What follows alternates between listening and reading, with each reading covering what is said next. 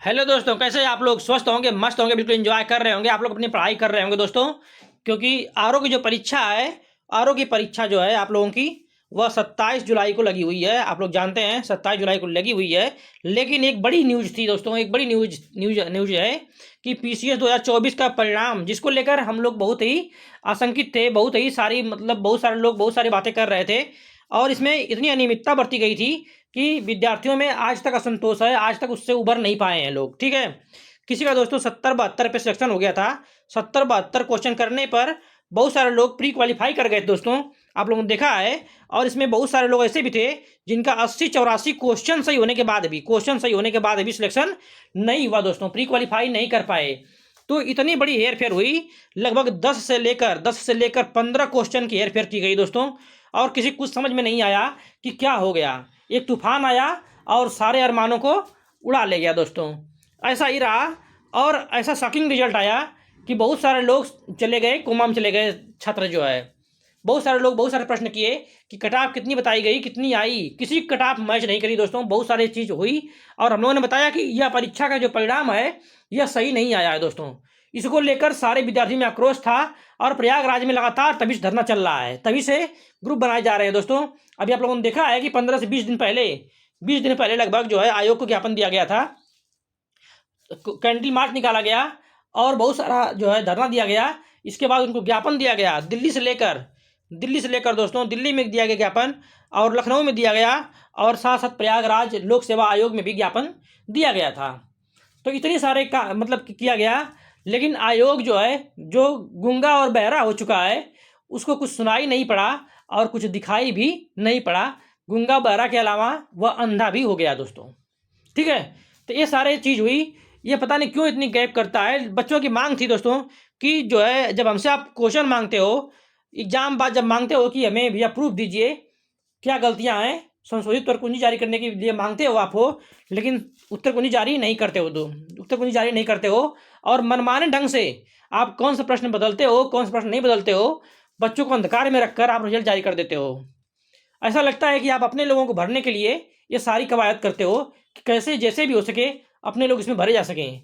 मैं आरोप इसलिए लगा रहा हूँ दोस्तों कि आप लोगों ने देखा था, अभी आरोप लगाने का आधार यही है कि अभी पीसीएस जे परीक्षा में, पीसीएस जे की मुख्य परीक्षा में, पीसीएस जे जो हुई थी, ठीक है, पीसीएस जे की मुख्य परीक्षा में दोस्तों 50 कापियां बदली गई, 50 कापियां बदली गई, जो है बदल दी गई। और 50 ऐसे छात्रों को चुन लिया गया, जज बना दिया गया, जो लोग पढ़ने लिखने में कमजोर थे, और जो अच्छे छात्र थे उनको बाहर कर दिया गया। तो ये सारी चीज़ें हम लोगों ने देखा दोस्तों है। इसके बाद हम लोगों ने ये भी देखा है कि आरओ परीक्षा जो हम लोग देने जा रहे हैं 27 जुलाई को, आरओ परीक्षा जिसकी तैयारी सभी लोग कर रहे हैं, 27 जुलाई की जो पड़ी है दोस्तों, यह परीक्षा 11 फरवरी को हुई थी, 11 फरवरी 2024 को हुई दोस्तों थी। और तब जो है इसमें आरोप लगे थे कि परीक्षा गड़बड़ हुई है और इसमें नकल धांधली जम के हुई है, पेपर आउट हुआ है, लेकिन आयोग मानने को तैयार नहीं था। अंततः बहुत धरना देने के बाद जाके अभ्यर्थी जो है इसका रिजल्ट पाए, और मुख्यमंत्री को ट्वीट करना पड़ा कि परीक्षा जो है गलत है, इसको रद्द किया जाए। ठीक है, रद्द करने का ट्वीट आया, मुख्यमंत्री की तरफ से आया दोस्तों। आयोग आज तक भी उसके रद्द होने की मतलब जारी भी नहीं किया नोटिफिकेशन कोई। ठीक है, लेकिन इस परीक्षा की डेट दे दिया है। अब जो है पीसीएस परीक्षा को लेकर यही बातें सब सामने आ रही थी, और इस परीक्षा को अंततः कोर्ट में चैलेंज कर दिया गया दोस्तों। शनिवार को इस परीक्षा को कोर्ट में चैलेंज कर दिया गया है। और यह परीक्षा जो है अब अपने किस ओर जाएगी ये तो आप लोग जानते ही हैं। इसमें बहुत सारी मांगे की गई हैं हम लोगों की तरफ से, और यह बातें अभी मैं बताऊंगा, बिंदुवार तरीके से मैं आप लोगों के सामने रखूंगा कि इसमें कौन कौन सी ऐसी मांगे हैं जो की गई हैं दोस्तों। ठीक है, तो देखिए पहले इसमें क्या निकला है। इसमें आयोग द्वारा, लोक सेवा आयोग द्वारा आयोजित पीसीएस परीक्षा 2024 की प्रारंभिक परीक्षा का परिणाम में अनियमितताओं को लेकर बहुत सारे बवाल चल रहे हैं। अनियमितताओं को लेकर जो है असंतोष बढ़ रहा छात्रों में, और परीक्षा में पारदर्शिता और शुचिता की मांग को लेकर जो प्रतियोगी छात्र जो दरवाजा खटखटाया कोर्ट का, आशुतोष पांडे, और इसमें साथ साथ 105 अभ्यर्थी और मिले हैं। 105 अभ्यर्थियों ने जो है इसमें दाखिल किया है दोस्तों। और याचिका में सुनवाई अभ्यर्थियों ने कई प्रमुख मांगे रखी हैं, और बहुत सारी जैसे संशोधित उत्तर कुंजी है, और अंक पत्र जारी करना है। ठीक है, श्रेणीवार कटाव जारी करने की मांग की गई है। और इन मांगों के साथ साथ जो बहुत सारी मांगे हैं दोस्तों, पहले भी नवंबर 2024 में नॉर्मलाइजेशन की बात की गई दोस्तों थी, के लेकर विरोध किया गया था। इसके बाद जो है ये डेट पड़ी थी, और जल्दबाजी में आयोग ने कराया है। संशोधित उत्तर कुंजी के बाद कट ऑफ जारी करने की बात की गई है, और पारदर्शिता नहीं लाने पर सड़क पर उतर कर जो है आंदोलन करने की भी बात की जा चुकी है कि अगर इसमें कोई संशोधन नहीं हुआ तो सड़क पर उतरकर आंदोलन भी किया जाएगा। मतलब अदालत के साथ साथ सड़क पर उतरने की भी बात की गई है दोस्तों। देखिए इसमें ये मांगे थोड़ा सा है, पहले ये देख लीजिए इसको। विशेष परीक्षा 2024 में जानकारी दी गई है यहाँ पर भी कि 105 अभ्यर्थियों ने हाई कोर्ट में याचिका दाखिल कर दिया है और कट ऑफ जारी करने की बात की गई है दोस्तों।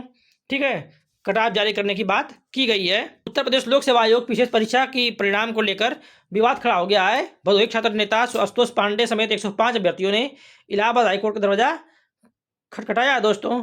याचिकाकर्ताओं का कहना है कि आयोग ने परीक्षा में पारदर्शिता नहीं बरती है, न तो संशोधित उत्तर कुंजी जारी की और न ही उम्मीदवारों के अंक सार्वजनिक किए हैं दोस्तों। ये सारे परिणाम हैं। इसके बाद कौन कौन से बिंदु हैं उनको हम लोग देखते हैं। देखिए आयोग संशोधित, इसके मैं पहले बता चुका हूँ आप लोगों को, एक बार फिर से देख लीजिए कि आयोग से संशोधित उत्तर कुंजी की मांग की जाएगी। मांग की गई है दोस्तों, याचिका दाखिल कर दी गई है।